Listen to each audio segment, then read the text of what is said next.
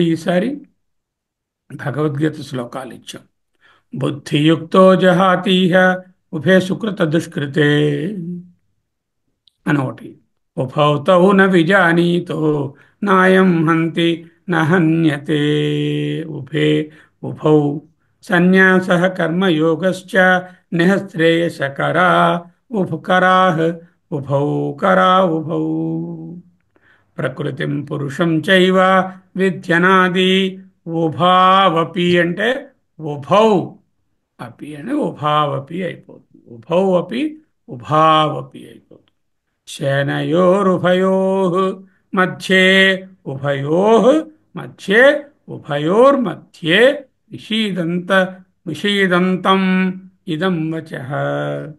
ఉభయోః అపి దృష్టోऽन्तः తు అనయోః తత్వదర్శిభిः. ఉభయోః అపి దృష్టో అంతః ఉభయోః అపి దృష్టః అంతః తు అనయోః తత్వదర్శిభిः. ఉభయోరపి దృష్టోऽन्तः త్వనయోః తత్వదర్శిభిः. ఉభాభ్యామేతాభ్యాం ఉదయ విధిం ఉద్దిశ్య దయయా తనాథాభ్యాం జన్యే జనక జననీమత్ జగదిదం. టు భగవత్పాదుల వారు సౌందర్య లహరిలో 41వ శ్లోకంలో ఉభాభ్యాం ఏతాభ్యాం అంటూ వ్రాశారు. సో ఈ శ్లోకాలలో ఈ ఉభ శబ్దాన్ని ప్రయోగం కనిపిస్తుంది. ఉభే ఉభౌ ఉభౌ ఉభౌ అపి ఉభయోః మధ్యే ఉభయో అపి ఉభాభ్యాం ఉన్నాయి. ఈ ఉభాభ్యాం అన్నది పంచమి కావచ్చు, తృతీయ కావచ్చు, చతుర్థి కావచ్చు. ఉభయోః అనేదేమో షష్ఠి కావచ్చు, సప్తమి కావచ్చు. అది ఏదనేది పట్టు. అది ఇక్కడ ఉన్నటువంటి. అలాగే ఇంకొక శ్లోకము ఇవ్వబడింది. ఏషచ్చేషజనిం మనోశ్చ కఠినం తస్మిన్నటాన్యతి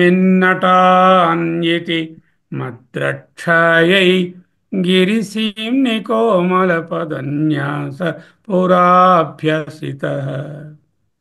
నో చేత్ దివ్యగృహాంతరేషు సుమనస్తల్పేషు వేద్యాదిషు ప్రాయః సత్సుశీలాతలేషు నటనం శంభో కిమర్థం తవ.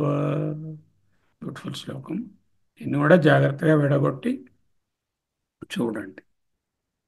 అది సెలవుల తర్వాత మళ్ళీ కలుసుకుందాం. ఇప్పుడు అందరికీ ఓపెన్ చేద్దాము. ఇలాంటి పాఠం కొంచెము చిన్నదిగా పెట్టుకున్నాం కావాలని. ఏమైనా సందేహాలు ఉంటే అడుగుతారు, లేదంటే ఆ శ్లోకం చెప్పమంటే చెప్పిస్తాను. అంతకన్నా మరి అది. శ్లోకం చెప్పండి సార్. అమూల్య రేజ్డ్ హ్యాండ్, చెప్పండి. సార్ ఇది 45th అభ్యాసంలో సెకండ్ శ్లోకం సార్. సర్వకర్మాణి మనసా సన్యస్యాస్తే. 46లోనా 45లోనా? 45 ఓకే, సెకండ్ శ్లోకం చూడండి.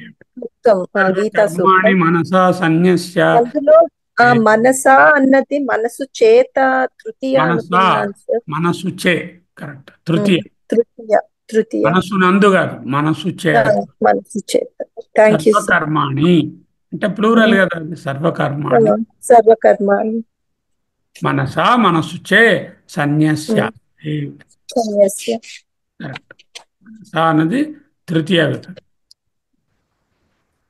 ఈ శ్లోకం మీకు ఎక్స్ప్లెయిన్ చేసి తర్వాత శ్లోకం చెప్పేశాను కదా. గతాః కళాః పంచదశ ప్రతిష్ఠ చెప్పాను. ఈ ఏషత్యేష చెప్పుకుందాం కావాలంటే. ఏషః ఏతు ఏషః కలిపిస్తే ఏషః తు ఏషః ఏషత్యేషః. ఏషః సంధిలో ఏష అవుతుంది. అలాగే ఇంకొక ఏష, అది కూడా ఏష అవుతుంది. ఆ రెండు ఏషలు తూచో కలిపితే ఏషత్యేష. ఏషతు ఏష ఏషత్యేష. జనిం ఒకానొకడు పుడతాడు. ఎవరు? శంకరాచార్యులు అంటున్నారు. ఒకానొకడు పుడతాడు. అస్య మనః కఠినం. అతని మనస్సు చాలా కఠినం. మనః ప్రథమ విభక్తి. అస్య అనేటటువంటిది అతని యొక్క షష్ఠి విభక్తిలో ఉంది అస్మత్ శబ్దం. అస్య మనః కఠినం అంటే కఠినం, కఠినమైనది ద్వితీయ విభక్తిలో ఉంది. కఠినం. తస్మిన్ అంటే దాని యందు సప్తమి విభక్తి. అటాన్ వెర్బ్ తిరగాలి, టు రోమ్. తస్మిన్ నా మనసునందు అటాన్నితి తిరుగవలెనని ఒకానొకడు పుడతాడు. ఆయన యొక్క మనస్సు చాలా కఠినం. అతని తస్మిన్ ఆ మనస్సునందు అటాన్యతి తిరుగవలనని మద్రక్షాయై నా రక్షణ కొరకు, నన్ను రక్షించుట కొరకు. ఎందుకు అతని గుండెల్లో తిరగడం? ఇతను శంకరాచార్య గుండెలలో ఈశ్వరుడు ఎందుకు తిరగాలి? అతన్ని రక్షించడం కోసమే కదా.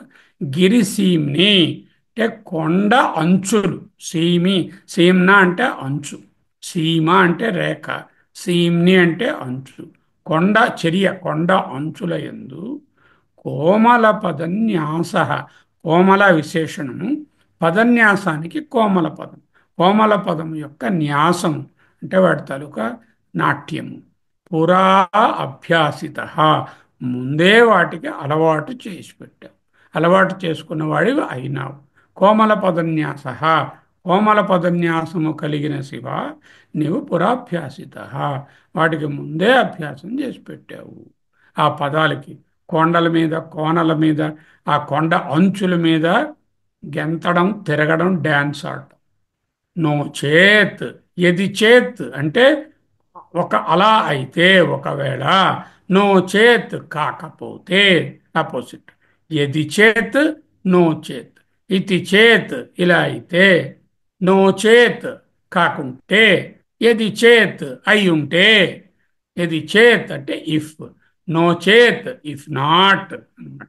నో చేత్ దివ్య గృహ అంతరేషు, దివ్యమైనటువంటి, దివ్య అనేది విశేషణము, గృహాంతరేషు దివ్యమైన గృహముల యందు, గృహ అంతరమునందు, గృహాంతరేషు.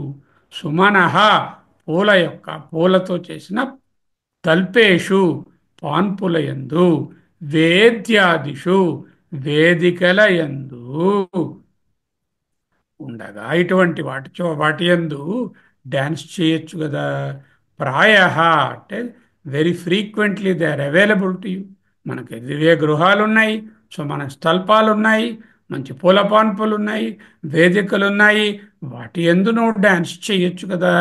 అక్కడ డ్యాన్స్ చేయడం మానేసి శిలాతలేషు, ఈ రాళ్ళ యందు నటనం, నీవు చేసే ఈ నాట్యము, నటనము. శంభో సంబోధన ప్రథమ వ్యక్తి. హే శంభో, తవా తవ నటనం, తవా నీ యొక్క సప్తమి షష్ఠి విభక్తి అస్మత్ శబ్దం. తవ నటనం, సరే తవ అంటే మధ్యమ పురుషులో ఉంది.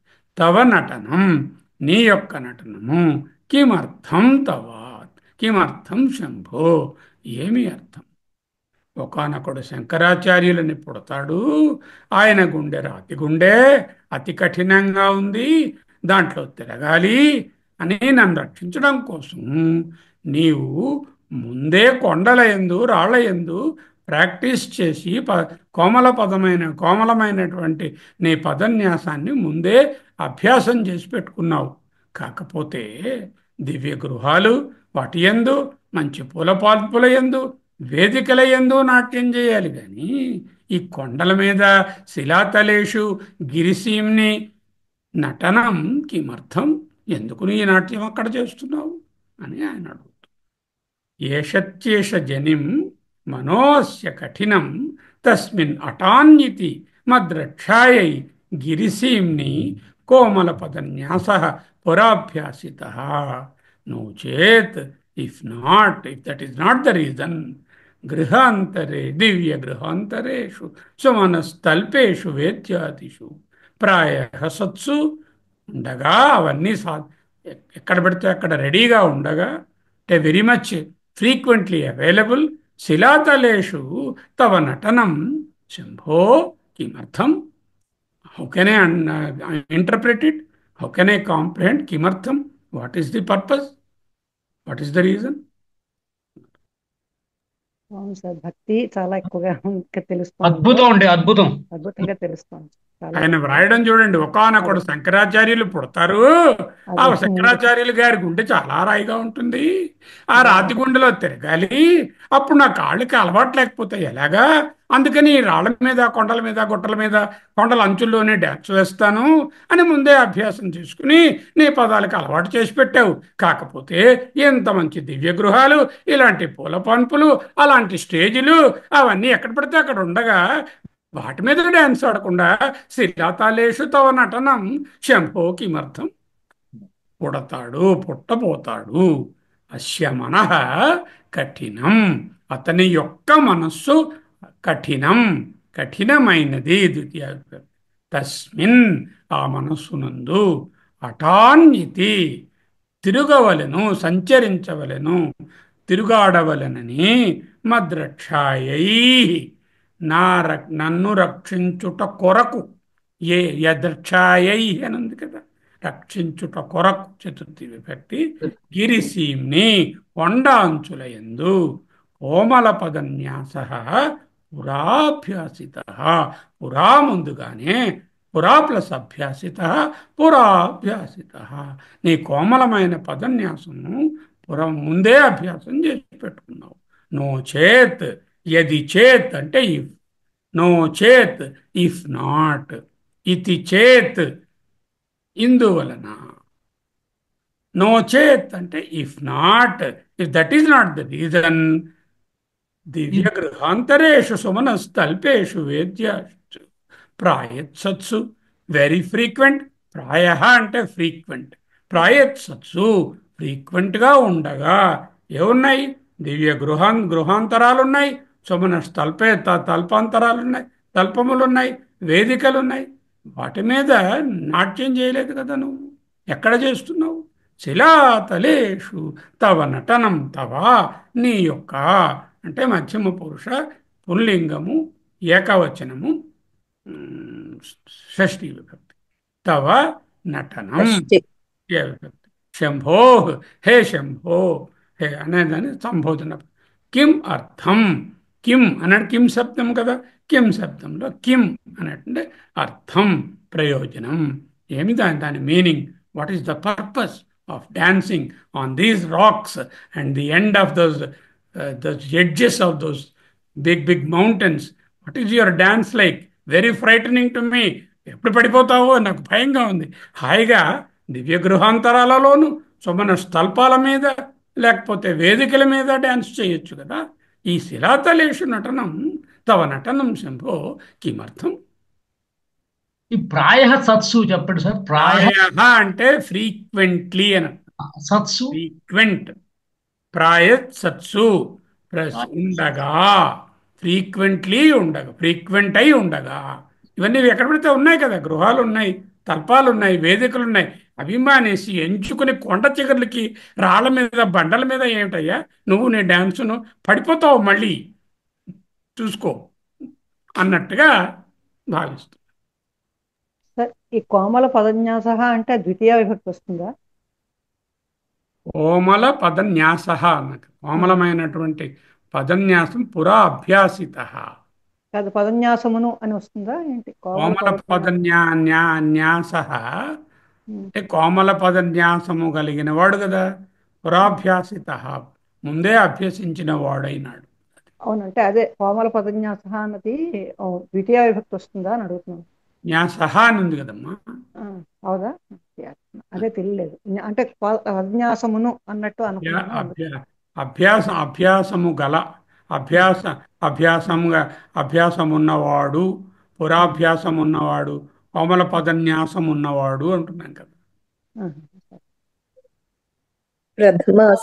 ప్రథమానాస, ప్రథమే అవుతుంది. ప్రథమ. మద్రాక్షాయ అయిన దగ్గర మళ్ళీ మత్తు అంటే నా యొక్క అని కదా. మత్తుకు వేరే చెప్పాలి, మీరు విభక్తి చెప్పాలి. మత్ర ఎయ్, ఒక్కదానికి ఎన్నో విభక్తులు ఉన్నాయి ఇందులో. ఇక్కడ చూడండి, విభక్తులు చూపిస్తాను. ఏష అనే పదాన్ని చెప్పాలి, ఏషత్యేష, మనః చెప్పాలి, అస్య చెప్పాలి, తస్మిన్ చెప్పాలి, మత్తు చెప్పాలి, రక్షాయే చెప్పాలి, సీమ్ని అనేదానికి మళ్ళీ యందు అని, గిరి సీమ్ని, జ్ఞాస అభ్యాసిత. నోచేత్ అన్నది ఇది అయిపోతుంది. అంతరేషు తల్పేషు వేద్య వేద్య స్థిరాతలేషు నటనం సంబోధన ఇది. తవా చెప్పాలి. కిం శబ్దం చెప్పాలి.